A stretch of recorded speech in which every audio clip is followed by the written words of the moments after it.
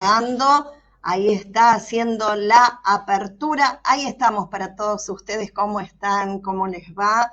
Ya comenzamos tempranito aquí en Radio Nacional a la hora 15 con lo religioso. René Pipo Bonaudi, sí, comenzaba allí con la coronilla de la Divina Misericordia, Evangelio, Salmo, todo lo demás. No se lo pierdan desde la hora 15 hasta la hora 15:30 aproximadamente. Después venimos ya con cuestiones que tienen que ver con invitados y por supuesto lo que nos envían, ¿sí? Como por ejemplo esto que tiene que ver con que se proyecta el documental sobre Enrique Angelelli, les cuento, este miércoles 20 de agosto a las 20 horas se exhibe de manera gratuita un tropiezo de ternura en la sala del espacio 73. La función especial, nos envió esto Caro Salas, le agradecemos. La función especial cuenta con el apoyo de la Dirección General de Cine, del Ministerio de Turismo y Culturas y la Secretaría de Derechos Humanos. El documental dirigido por Carlos Ruiz, nuestro querido amigo, que bueno, lo saludamos, recorre la vida de Monseñor Angelelli a través del testimonio de sus colaboradores más cercanos y también material del archivo. Durante más de 15 años, el realizador reunió entrevistas, también lo hizo con fotografías, con audios y documentos que permiten recorrer no solo su labor pastoral en La Rioja, sino también su trayectoria previa a su infancia y adolescencia en el seminario, su ordenación en Roma, su participación en el Concilio Vaticano II y su tarea como obispo auxiliar de Córdoba. Con este recorrido se puede entender su prédica y su compromiso social en La Rioja entre los años 1968 y 1976, cuando fue asesinado por la última dictadura cívico-militar. Es así que Carlos Ruiz dirige este tropiezo de ternura documental de Enrique Angelelli, que por supuesto la vamos a emitir aquí en Radio Nacional, nos da para que compartamos, ¿sí? con todos aquellos que no van a poder asistir, porque entendemos que muchísima gente debe querer ver todo este trabajo, esta recopilación, ¿no? de muchos años, y seguramente no van a poder. Entonces nos ha entregado muy cordialmente a nosotros, a la gente de Radio Nacional, para que sea emitido. Así que bueno, ahí se lo entregamos, difundimos inmediatamente aquí en Radio Nacional La Rioja.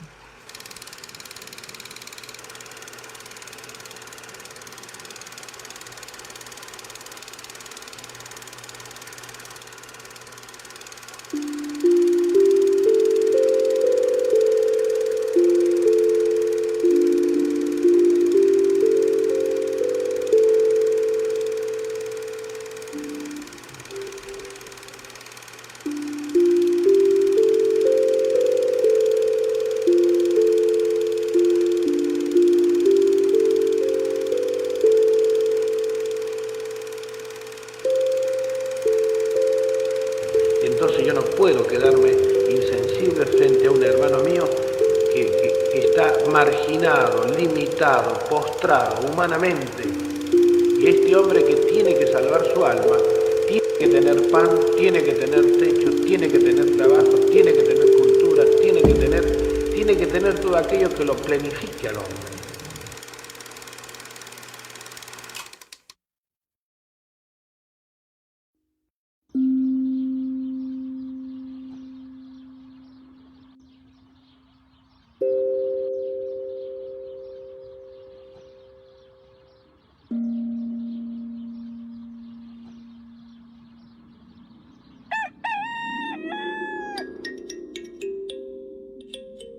Acaba de llegar a La Rioja un hombre de tierra adentro, que habla el mismo lenguaje, que quiere identificarse y comprometerse con ustedes, que quiere ser un riojano más.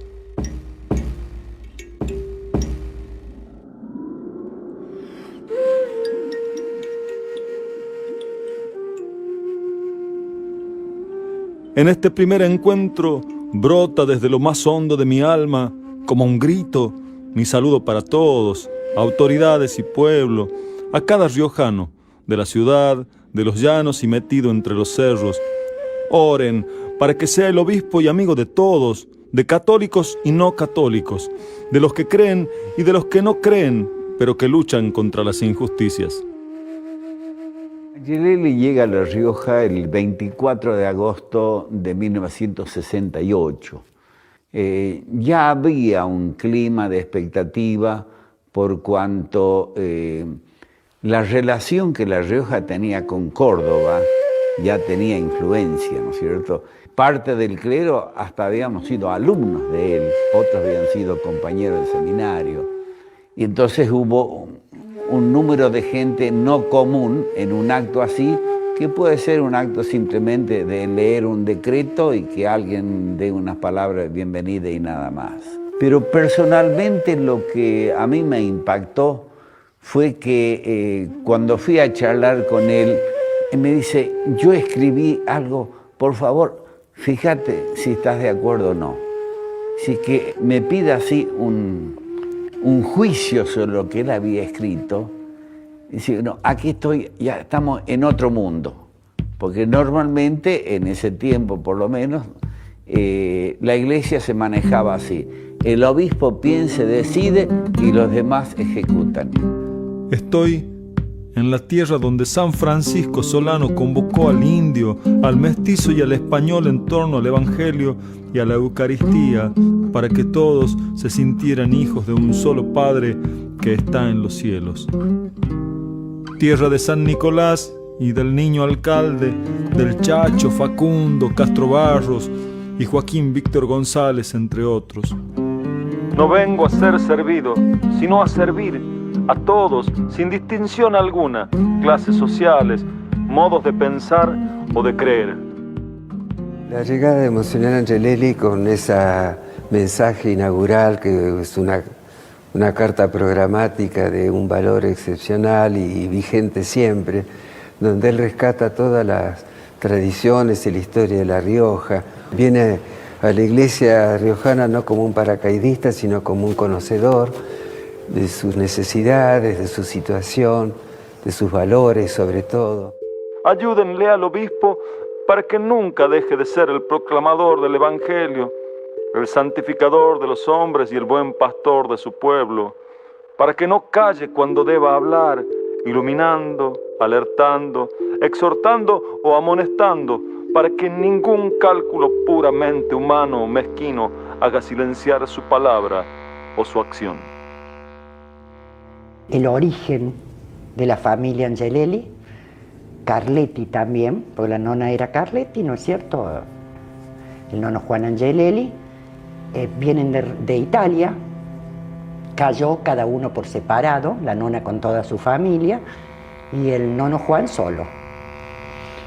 Se conocen acá en Argentina, se enamoran y forman la familia. Enrique es el hijo mayor, que nace el 17 de julio del 1923 y a los 15 años entra al seminario en el 38 y va a estar hasta el 48. Hace las humanidades, la filosofía y los 3 años y medio de teología. Hizo todos sus estudios, después lo mandan a Roma.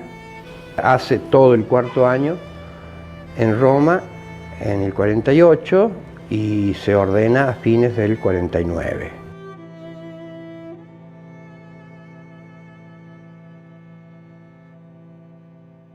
Se queda allí 2 años más para especializarse en derecho canónico. La religiosidad grande del pelado viene de la nona Celina, indiscutiblemente. La nona era una mujer muy devota, de misa diaria cuando podía, y si no dominical siempre. Y se viene a mediados de septiembre del 1951 a Córdoba. Se instala a fines de año en el hogar sacerdotal que está en la calle Rioja, para atender la capilla del Cristo Obrero, que está a la vuelta sobre la cañada. Me acuerdo también de cuando viví en el hogar sacerdotal, ¿no? Que era también hermoso porque era una reunión permanente los domingos con todos los curas, las monjitas de San Camilo. El tío se juntaba con la juventud obrera católica. Y a partir de ahí es como que su compromiso está más conectado con los trabajadores. El contacto de él con los curas fue muy intenso y por eso se constituye como un referente fuerte para los curas. Fuimos amigos verdaderamente. Y a veces salíamos por ahí por la cañada, que había un rancherío bárbaro, había gente muy pobre. Hay como muchos hechos de su vida en Córdoba que lo conectan con el mundo de los pobres y de los más pobres. Él un día me dijo, vos que sos estudiante de medicina, ¿por qué no sé? Yo le llevo a una persona que está muy enferma, yo le llevo medicamentos y le llevo alimentos, pero hay que ponerle 2 veces por día hay que ponerle inyecciones. ¿No te animas? Sí, cómo no, fuimos allá. Iban con estos estudiantes a poner inyecciones, a curar a la gente y les repartían víveres en la capilla del Cristo Obrero. Ahí fue creciendo todo eso del pelado, ¿no es cierto? Esa grandeza de espíritu y esa ternura hacia los demás.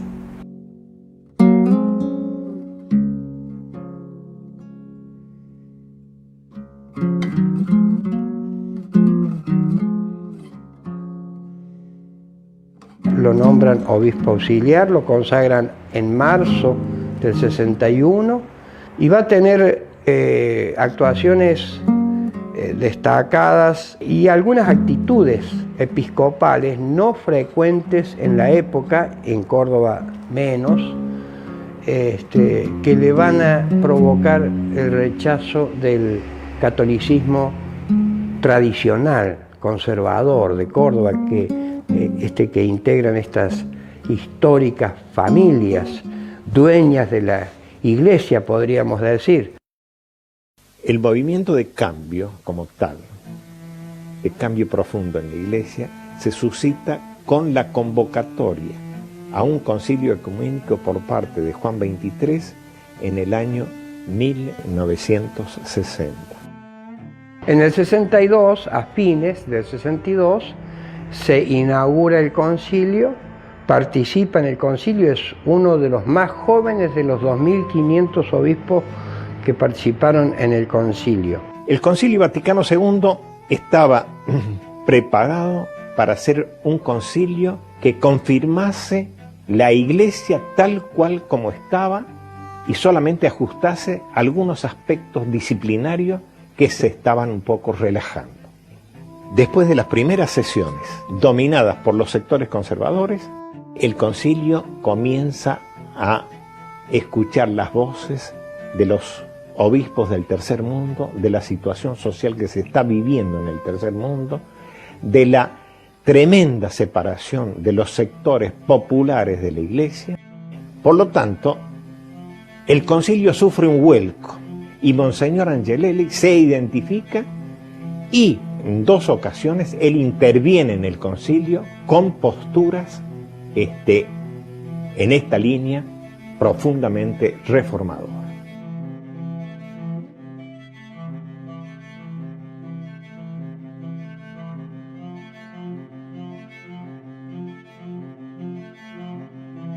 Siempre insiste con que hay que convertirse a la hora que vivimos, al tiempo que vivimos, a la sociedad que vivimos. La Iglesia tiene que cambiar, tiene que transformarse, tiene que salir y empezar a dialogar con esa sociedad.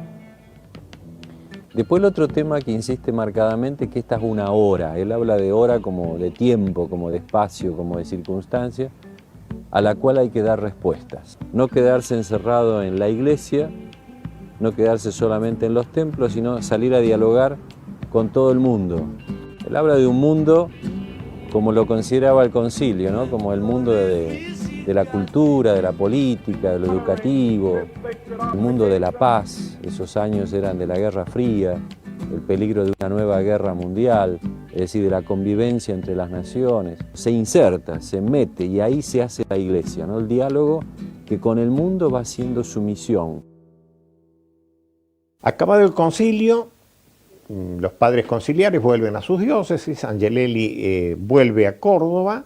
En Córdoba tiene que participar la dirección de la iglesia cordobesa con un arzobispo, como auxiliar de un arzobispo profundamente conservador. La mayoría pensaba, bueno, vamos a hacer unas reformitas, el altar cara al pueblo, la liturgia en castellano, pero lo demás que quede como está. Congelar el concilio. Esa era la consigna tácita del episcopado argentino en su gran mayoría y del laicado. La crisis de los sacerdotes del seminario y los seminaristas hacen que el arzobispo apele a su auxiliar, que era Monseñor Angelelli, y lo designa rector del seminario. Se encuentra en un seminario donde seminaristas y un 80% de los profesores y de los que están conduciendo la vida interna del seminario participan de esa inquietud de llevar el concilio a la práctica. Se deciden hacer algo y aparecen así en el diario Córdoba durante 3 días seguidos. Sacerdotes posconciliares hablan de la reforma de la iglesia. Uno toma la cuestión social, el otro la educación y el otro la reforma doctrinal teológica de la iglesia posconciliar.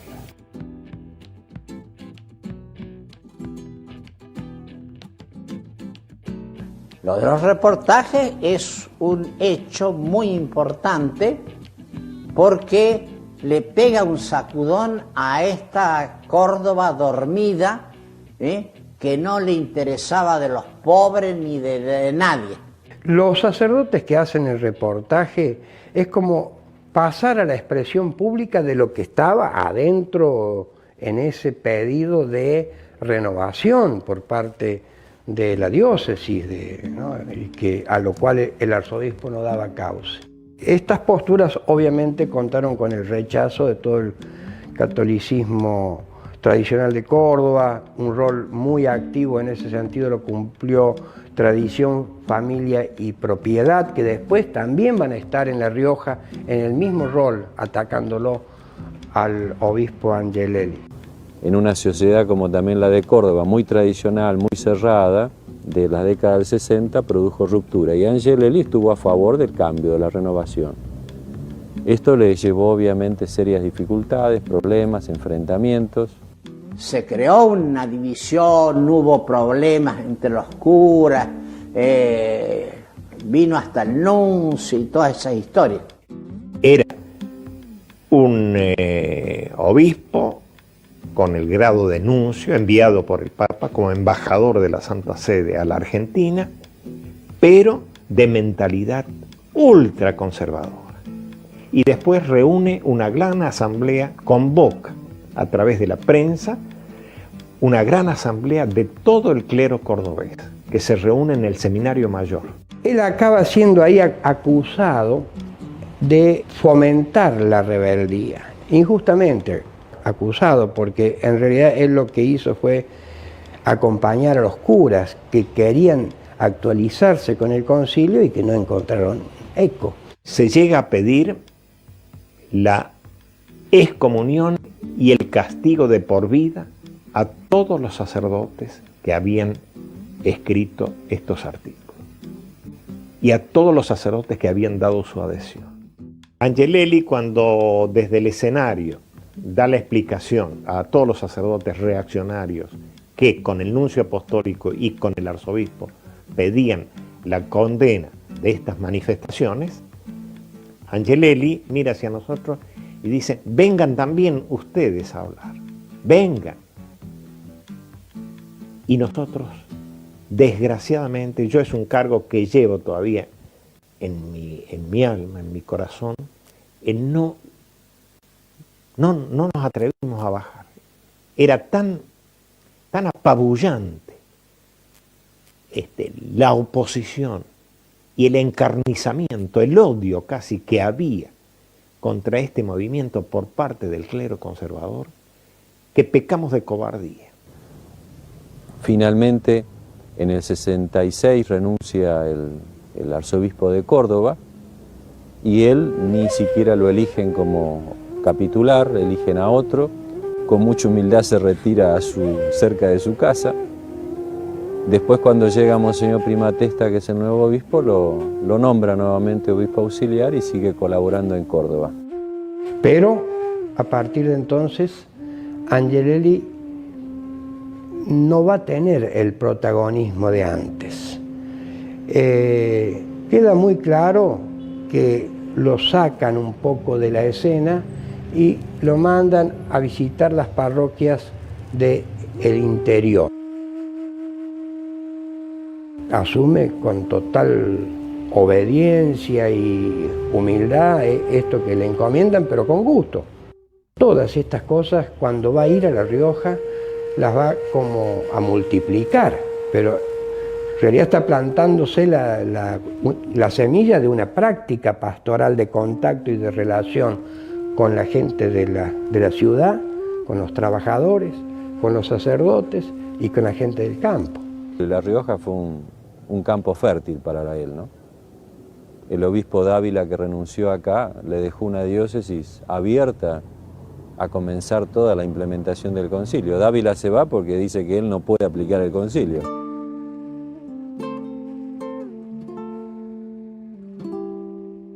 Indudablemente que, separarse de Córdoba, uno siente el desgarrón porque, comprendamos todos, no somos de plástico ni de corcho.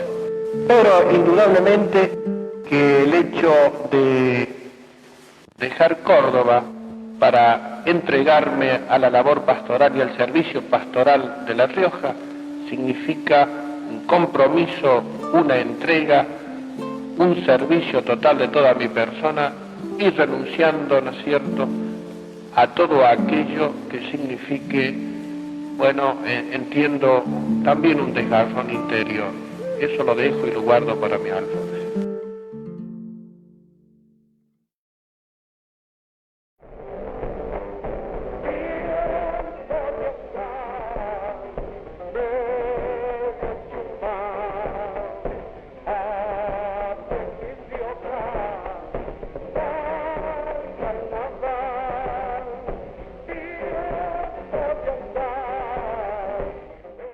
La Plaza 25 de Mayo, centro de la ciudad de La Rioja, capital de una provincia que ha estado permanentemente relegada.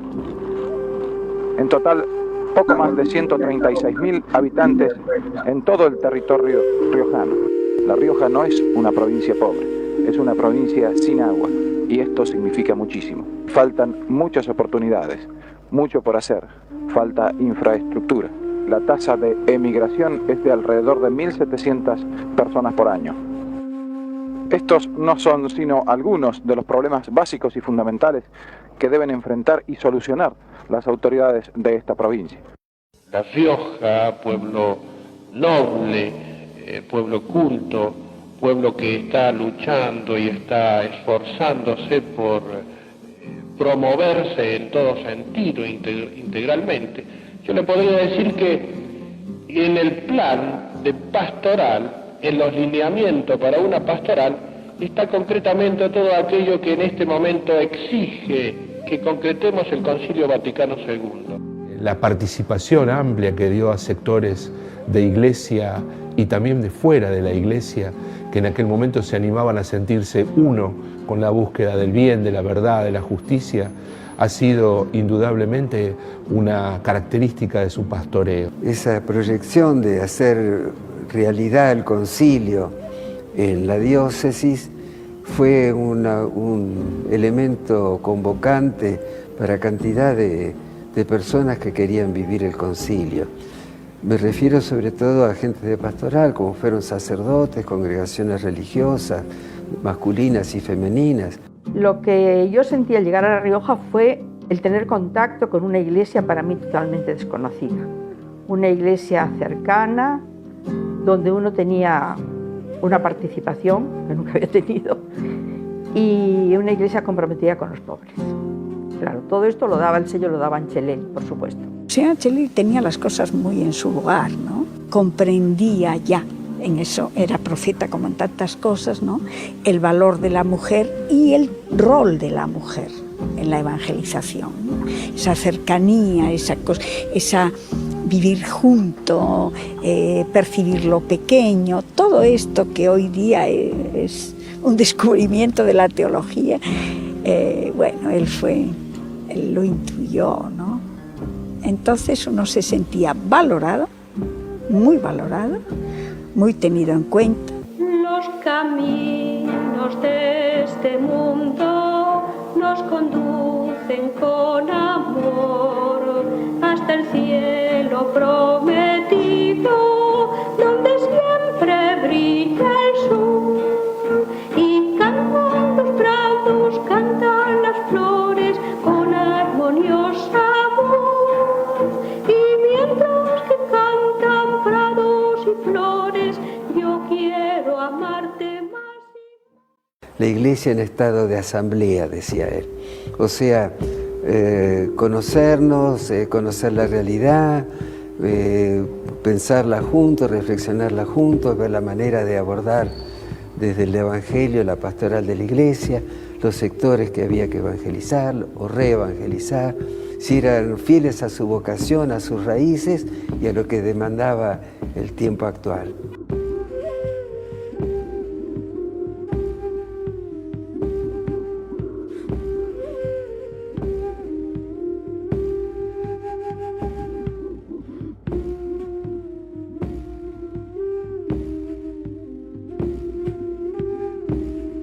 La primera semana de pastoral fue un éxito, se convocó a toda La Rioja, laicos, religiosos y religiosas, sacerdotes. No solamente los clásicos líderes católicos, laicos, ¿no?, de los movimientos oficiales de la Iglesia, sino la abrió para toda persona de bien, que quería el bien, el cambio en la humanidad. Y ahí van a venir los grandes cambios que para unos va a ser, digamos, motivo de gran alegría y de gran reencuentro con la fe, y para otros va a ser motivo de rechazo porque nos está cambiando los tantos de tal manera que ya no puedo seguir siendo lo que soy. Y no acepto cambiar porque eso me trae exigencias que no estoy dispuesto a satisfacer.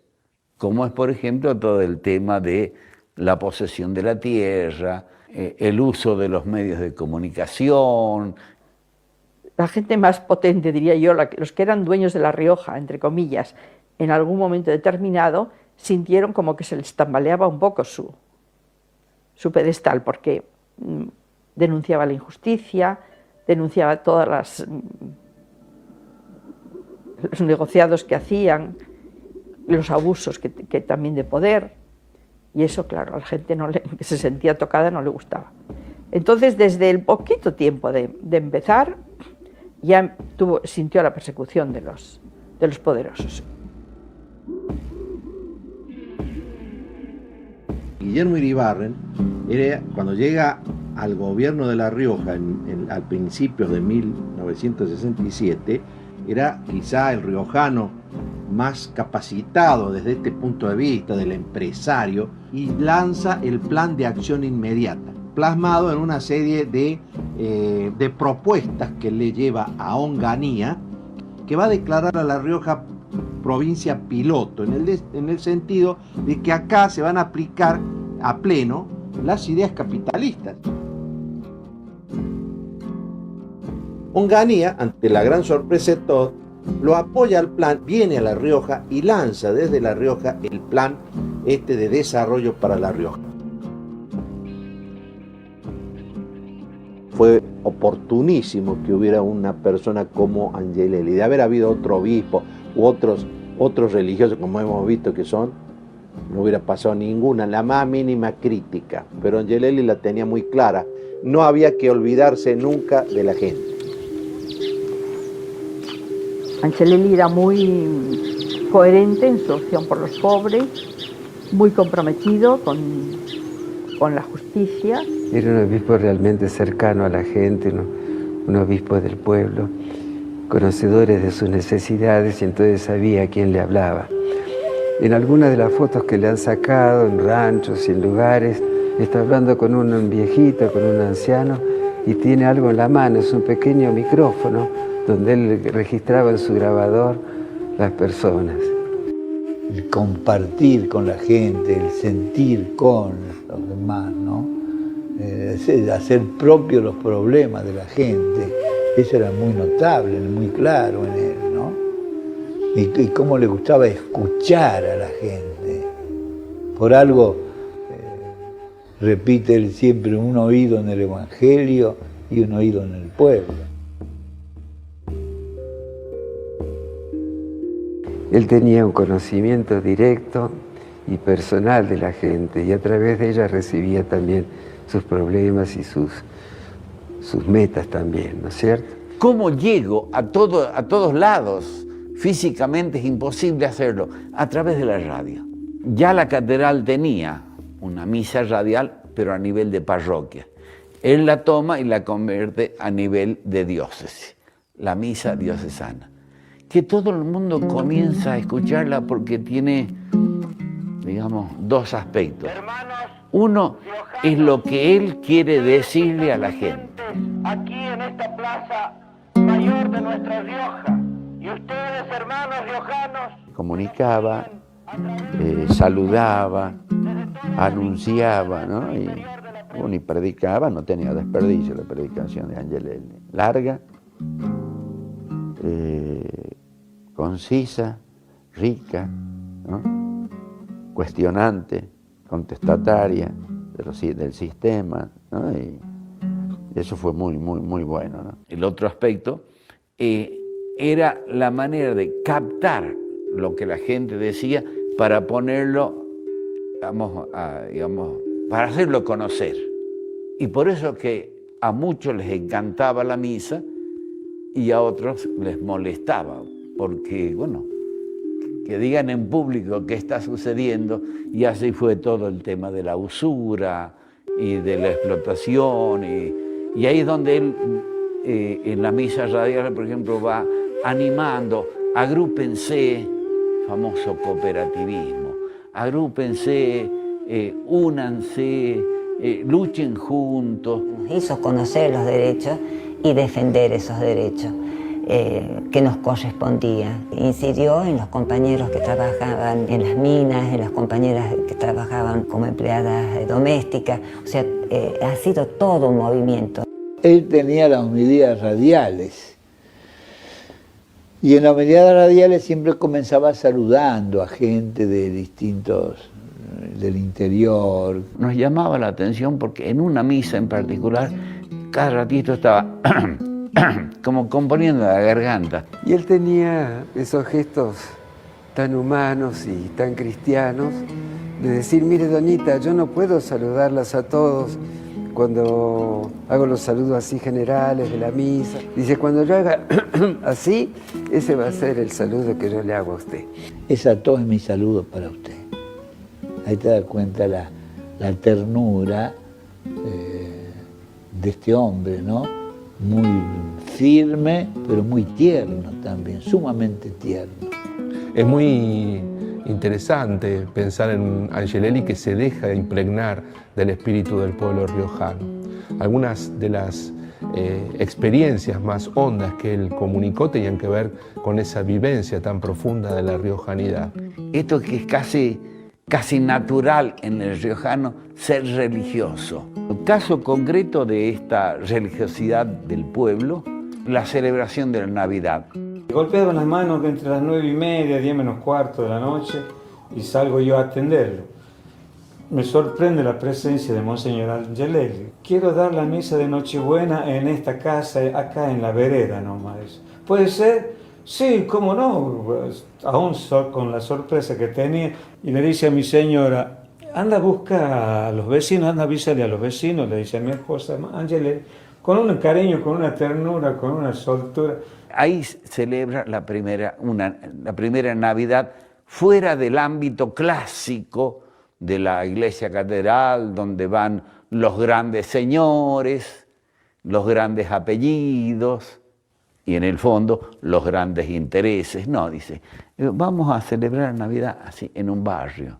Para nosotros era como si había ido Jesús a visitarnos. Y él con el cariño y con ese amor que tenía para tratar a la gente, porque tenía esa cautela que nadie se sienta menos.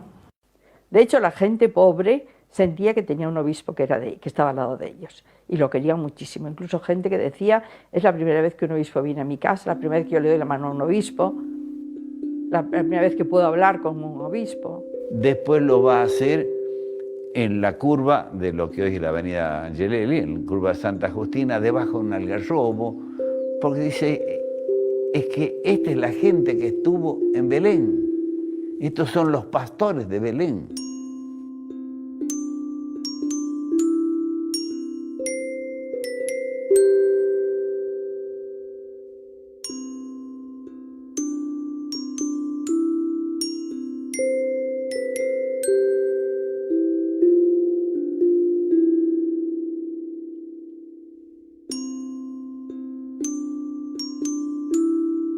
Y después se va a ir a Talamoyuna, y después se va a ir a Vicuña, y va a comenzar a, digamos, a rescatar qué significa la Navidad. El encuentro de Dios con la gente, no con los grandes señores. En la costa, así le llamamos al departamento Castrobar, ¿no es cierto?, hay una finca muy grande, la de los Asalini, que está improductiva.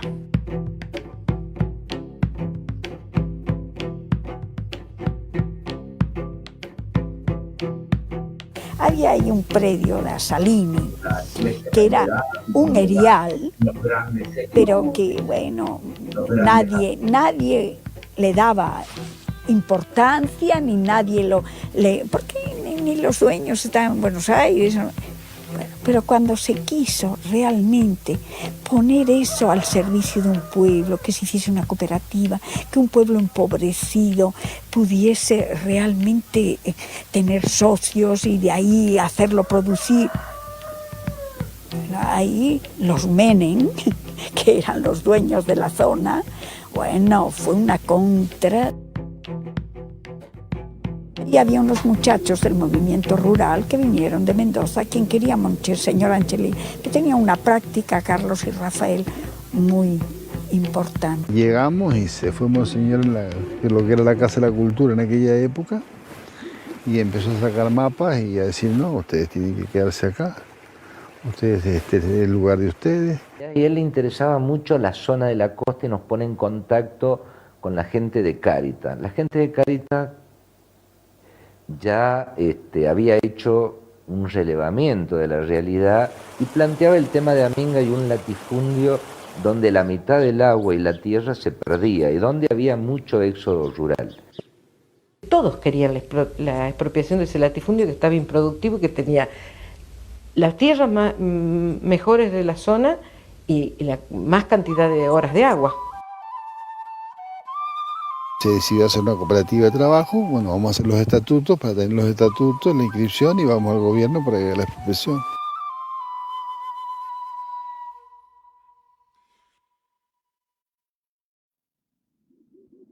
Una de las primeras manifestaciones que nosotros hicimos fue durante el gobierno de Lucchesi. Lucchesi en La Rioja nos atendió.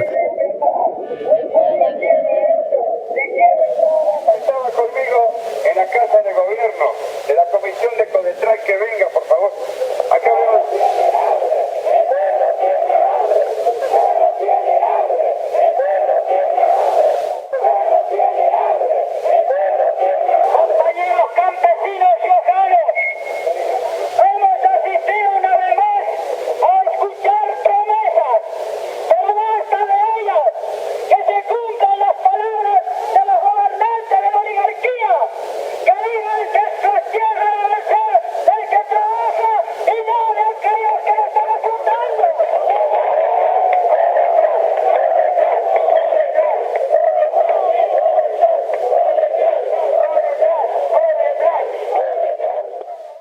Vino también el presidente, estaba Lanús ahí, pero por supuesto que nada se le creía a ellos, a pesar de que decían que sí. La propuesta que nosotros impulsamos desde la pastoral rural, el movimiento rural, con la ayuda de Cáritas, como parte de la pastoral de Angelelli, que se llama Proyecto Codetral, Cooperativa de Trabajadores Rurales Amingueños, un proceso largo de más de 3 años, que llega un momento que quien tiene la responsabilidad de decidir si se implementa o no es el Estado en sus 3 poderes. Cuando empezamos a plantear que para ser socio de la cooperativa había que trabajar, empezó los problemas más serios, ya gordos, ¿no? Diciendo, pero ¿cómo ustedes están locos? ¿Solo vamos a trabajar a la hora negrada igual? A los 3 meses de haber empezado este trabajo, nos colocan un cartucho de dinamita en nuestra casa y eso nos hace ver de que evidentemente estas personas no estaban dispuestos a aceptar ideas nuevas e ideas solidarias, como eran la propuesta que hacíamos desde el movimiento rural como iglesia de compartir. Cuando nos vamos a poner la denuncia nosotros a la policía, nos meten presos a nosotros, porque hemos estado armando bombas y se nos ha reventado una en la noche. Dan vuelta a la cuestión y caemos como que habíamos sido nosotros los que habíamos puesto la bomba. Todo esto fue un malestar que fue creciendo porque fueron inventando un montón de cosas. Tenían todo el aparato para engañar a la gente, a la otra gente, y bueno, ese era principalmente el diario El Sol. Y El Sol, que era una colección de calumnias continuas y que la gente a veces se las tragaba, ¿eh? Decían, monseñor sale por la noche y se pone peluca y bigote y va... Y la gente a veces también se lo cree. Si está publicado, se lo cree. Ya las cosas se pusieron muy feas, para ellos, bueno, Monseñor Angelelli era Satanelli, empezaba el diario El Sol, que fue envenenador, envenenaba lo envenenable. Y ahí es cuando se panfletea todo el pueblo, diciendo que Aminga había sido tomada por comunistas, marxistas,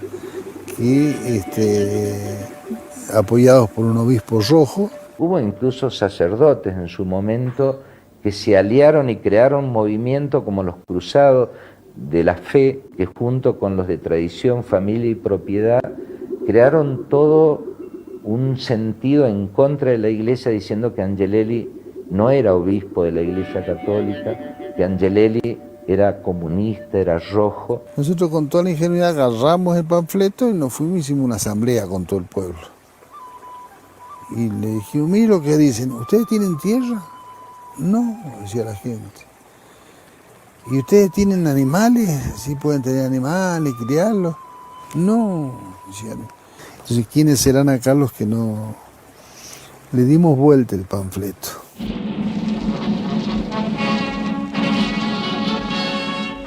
Carlos Menem estaba en campaña y ve que esta solución que propone Angelelli a través de Codetral iba aprendiendo en la gente. Entonces Carlos se adhiere y toma como una de sus banderas de campaña política, ¿no?, el que la tierra es para quien la trabaja. Estamos empeñados en una revolución agraria, es decir, de que la tierra sea para quien la trabaje y de que la propiedad cumpla una real función social. En ese sentido, al hombre de La Rioja, al que siempre se lo había marginado, humillado, se le da la oportunidad ahora de que tenga derecho o tenga acceso a la tierra y realmente la haga producir. Si yo llego a ganar con Codetral, inicio la reforma agraria en La Rioja. Y esa fue su campaña electoral. Y así gana la elección.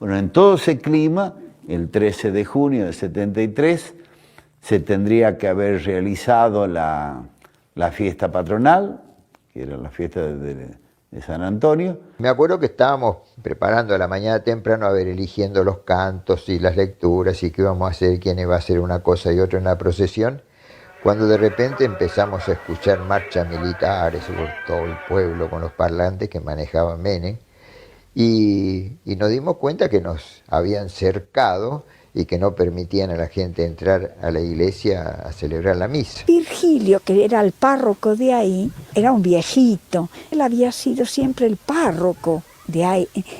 Entonces él, por miedo también, él se puso del lado de la gente de allá, de los contrarios de Monseñor Angelelli. No, padre Virgilio, tenemos que sacarlo de las garras de estos comunistas, y gritaban barbaridades.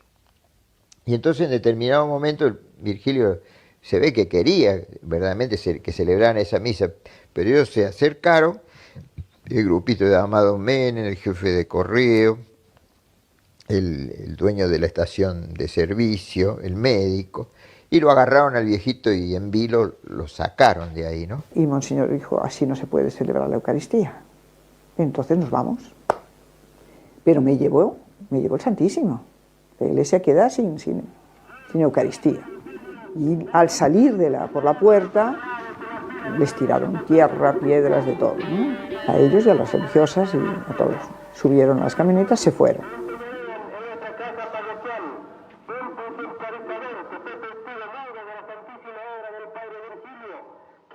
Bueno, Virgilio se quedó con los Menem y compañía, con los poderosos, los famosos impredichados que luego, bueno, pusieron en contra claramente del obispo.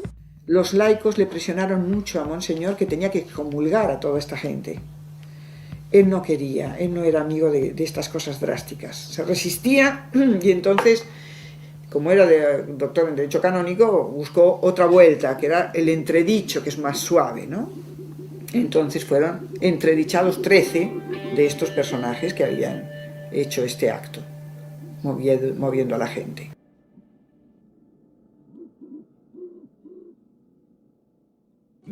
Hay que decir que en Anillaco casi todos eran peones de los Menem, o sea que obedecían, si no se quedaban sin trabajo, ¿no?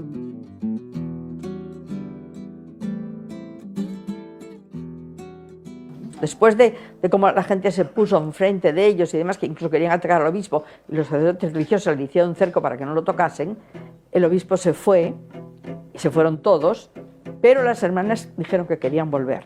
Y Angelelli les dijo, es una locura que ustedes quieran volver a Minga, porque tal como está la situación, mejor que no vuelvan.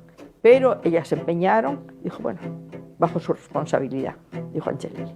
Entonces se fueron, volvieron otra vez, y el mismo momento que llegaban, estaban dejando las valijas en el piso, viene un Negucho, uno que después también estuvo preso y creo que incluso lo torturaron, a avisarles, están armándose en Anillaco una manifestación que vienen hacia acá dispuestos a hacer cualquier cosa con ustedes. Vinieron en bandada a Anillaco, varias gente, y fueron a la casa de Cifre y Di Marco, y ahí también hicieron vandálico, fue el asalto que hicieron, rompieron todo, era tremendo, era tremendo. Nos subimos al auto, nos vamos, y dice que haría 5 minutos, nos dijeron los vecinos, cuando vino un camión que venía Amado Menem al frente, pegando tiros y diciendo en la casa, salgan, no son tan machitos. La gente que estaba entre acá escuchan que decían que iban a ir a violar las virgencitas, a las monjas, ¿no?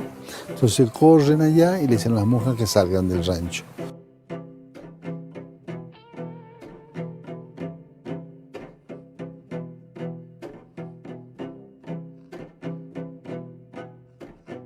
Las hermanas ahí mismo agarraron sus valijas y se fueron a casa de Negucho, que vivía unas cuadras más allá.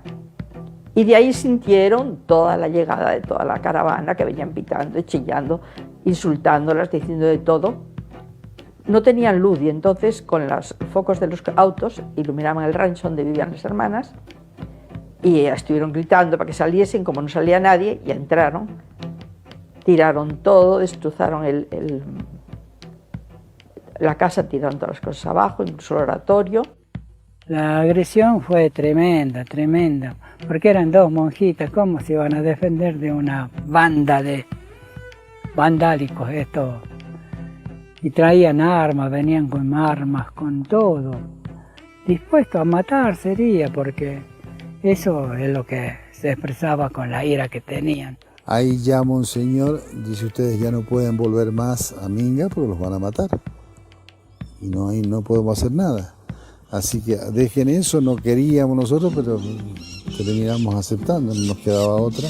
Entonces empieza a haber toda una acción organizada de los sectores más poderosos que colocan el diario El Sol, que empiezan a tomar medidas violentas para intentar amedrentar, como lo habían hecho con nosotros en Aminga, como hicieron con Angelelli en Anillaco, como hicieron en Santa Cruz, lo hacen también con el negro Sosa, que era el dirigente sindical de los trabajadores mineros de La Rioja. Y bueno, así han ido despidiendo a compañeros que apoyaban a Codetral y van siendo echados y despedidos de la cuestión.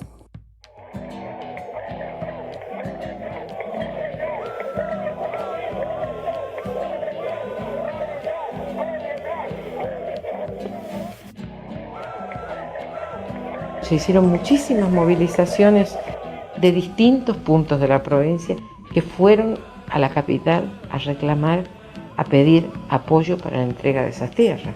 Hecho inédito en La Rioja, juntar en aquella época, en aquellas condiciones, 5.000 personas era mucho, ¿no? Entonces los diputados se asustan, se van. Una vez que se van los diputados, entra toda la gente y simbólicamente se iza la bandera y se declara la expropiación del latifundio de Asalini. Esto es simbólico, sirvió de ánimo para todos los que fueron solidarios con los campesinos de Aminga. El 22 de agosto del 73 sale la ley de expropiación de Asalini, de la finca de Asalini, pero no sale que se entreguen a la cooperativa, sino que se entregue, se parcele y se entreguen las parcelas. O sea, más de lo mismo, digamos, de alguna manera. La traición de la mayoría de los diputados. Y yo creo que hay que reconocer que hubieron diputados valientes de la Juventud Peronista que mantuvieron ese compromiso electoral y otros que traicionaron, yo creo que con Carlos Menem a la cabeza, junto con los radicales, que le da quórum y mayoría al proyecto contrario a Codetral. La ley no se dio y no se dio Codetral como hecho, ¿no? Pero Codetral sigue viva en el pensamiento ahora de muchos jóvenes que gracias a Dios están valorando aquella lucha. Codetral será y por siempre creo que va a ser Codetral la lucha de los riojanos, de todos los riojanos. Bueno, esto quedó y siguió así hasta que Roma decidió intervenir. Vaya Monseñor Saspe y haga un informe. Viene Monseñor Saspe y empieza a visitar algunas de las comunidades y estos cruzados de la fe intentan mostrarle y probarle de que esto es así, lo que ellos habían dicho, y este Monseñor toma conciencia de que no es nada de eso, ¿verdad? De que los pobres, aunque tienen miedo a pesar de todo este movimiento, de que Monseñor Angelelli los quiere, de que Monseñor Angelelli es un buen pastor. Saspe terminó de entender cuál era realmente la jugada, que él mismo lo dice. Aquí no hay una cuestión religiosa, hay una cuestión social. Aquí hay un grupo de gente que se opone a una nueva forma de vivir en la sociedad. Entonces estos cruzados de la fe casi terminan expulsándolo a Saspe. Eso es